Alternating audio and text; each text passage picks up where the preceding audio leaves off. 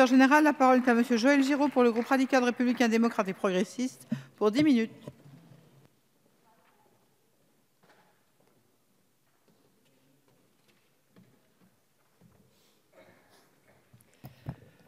Madame la présidente, monsieur le secrétaire d'État, madame la rapporteure générale, monsieur le président de la commission des finances, nous débutons donc l'examen en nouvelle lecture du projet de loi de finances rectificative pour 2016.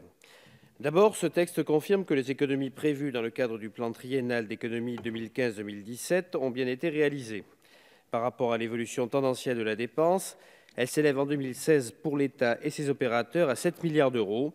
Dans le même temps, notre action dans les secteurs clés est préservée, ce que l'opposition n'était pas parvenue à réaliser.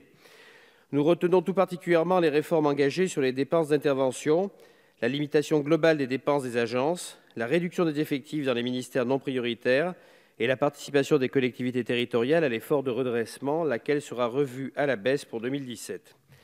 Pour autant, le gouvernement nous propose des ouvertures de crédits dans les domaines prioritaires, notamment sur les missions comportant des prestations sociales et des dispositions de solidarité financées par l'État, à hauteur d'1 milliard d'euros, les dépenses de personnel, particulièrement au ministère de l'Éducation nationale, les opérations extérieures et intérieures du ministère de la Défense, ainsi que de l'Agriculture, au titre des refus d'appurement relatifs à certaines aides européennes. Du fait d'une inflation plus basse que celle prévue cet été, le gouvernement prévoyait en loi de finances initiale 1% au lieu des 0,2 constatés dans ce PLFR, ainsi que des intérêts décaissés, le collectif prévoit une annulation de crédit de presque 3 milliards d'euros sur la charge de notre dette, ce dont il faut se féliciter. Nous tenons également à saluer la prévision de déficit public pour 2016, confortée à 3,3% malgré la révision de la croissance à la baisse de 0,1 point et à plus 1%, et le tout sans avoir engagé de politique d'austérité durant le quinquennat. Le solde budgétaire de l'État en 2016 a progressé de 2,4 milliards d'euros par rapport à la prévision de la loi de finances initiale pour atteindre près de 70 milliards d'euros. Dans ce contexte satisfaisant de gestion de nos comptes publics, il faut toutefois apporter un bémol. En effet, les recettes de l'État en 2016 s'établissent à 302 milliards, en baisse de 1,7 milliard d'euros par rapport aux prévisions.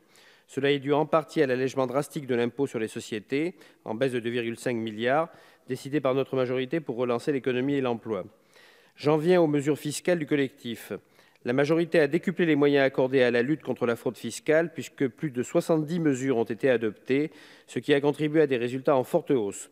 De 21,2 milliards d'euros de redressement en 2015, contre 16 milliards d'euros en moyenne sous le quinquennat précédent, ce PLFR contient des avancées nouvelles, puisqu'il donne aux administrations des outils juridiques plus efficaces et améliore les droits des contribuables contrôlés.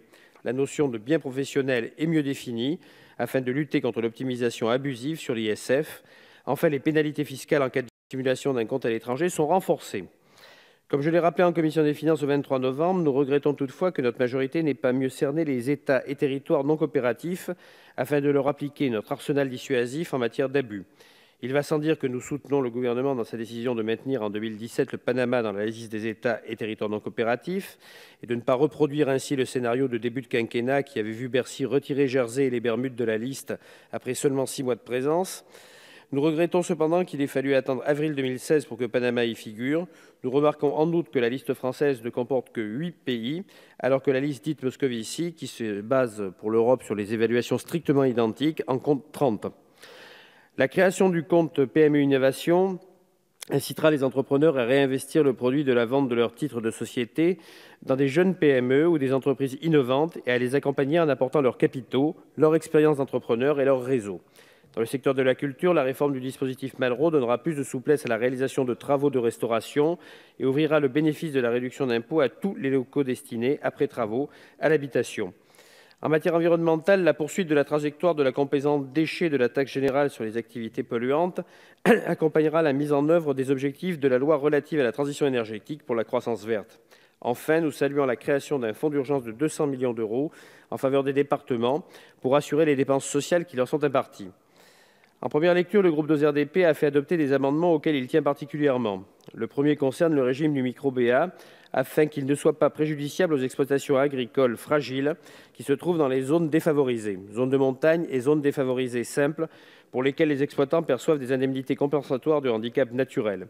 Nous avons proposé, et le Sénat en est convenu, de ne pas tenir compte de ces aides dans l'assiette du bénéfice imposable au micro-BA, et ce, dès le mois de janvier. Dans un deuxième amendement, nous avions proposé d'étendre pour les collectivités qui le souhaitent les exonérations de taxes foncières et de cotisations foncières des entreprises aux installations de méthanisation agricole. Le CEIA n'ayant modifié qu'à la marge cet article, nous n'y reviendrons pas. Nous avions aussi proposé de simplifier le régime applicable aux immobilisations industrielles en matière de taxes foncières, ce qui a été conservé au Sénat. Nous avons également institué pour les plateformes en ligne l'obligation de déclaration automatique sécurisée des revenus de leurs utilisateurs à l'administration fiscale, article également conservé par le Sénat.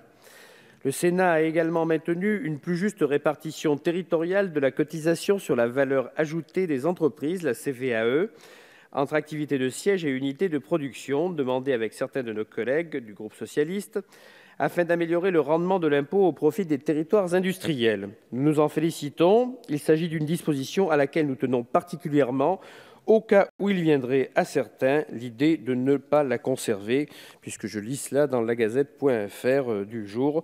Je crois que nous aurions ainsi un bonus qui serait donné à une sorte d'évasion fiscale infranationale qui ne conviendrait pas à mon groupe. De même que le maintien du dispositif visant à assurer la pérennité des fermes ou stations expérimentales réalisant des opérations de recherche dans de nombreux secteurs agricoles de France. Enfin, que les alinéas nouveaux à l'article 27 qui permettront d'assurer l'effectivité de la perception de la taxe de séjour additionnelle par les plateformes numériques et l'harmonisation de cette perception avec la taxe de séjour au bénéfice des départements. Ainsi, et moyennant ce qui a été dit plus avant, le groupe 2RDP votera ce PLFR. Merci, monsieur.